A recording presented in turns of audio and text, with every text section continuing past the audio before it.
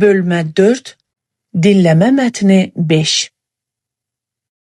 Qartal təbiətdəki ən güclü və heyrətamiz quşlardan biridir.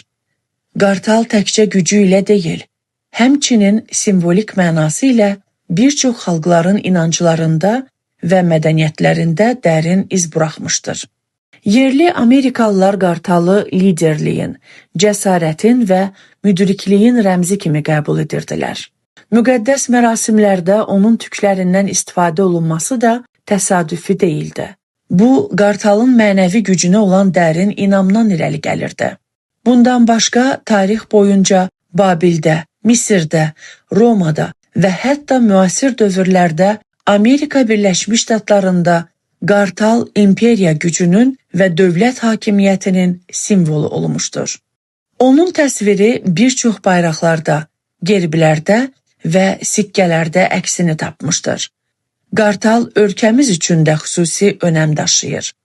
O, dövlətin qurulmasını və hökmranlığı simvolizə edən əhəmiyyətli bir işarəyə çevrilmişdir.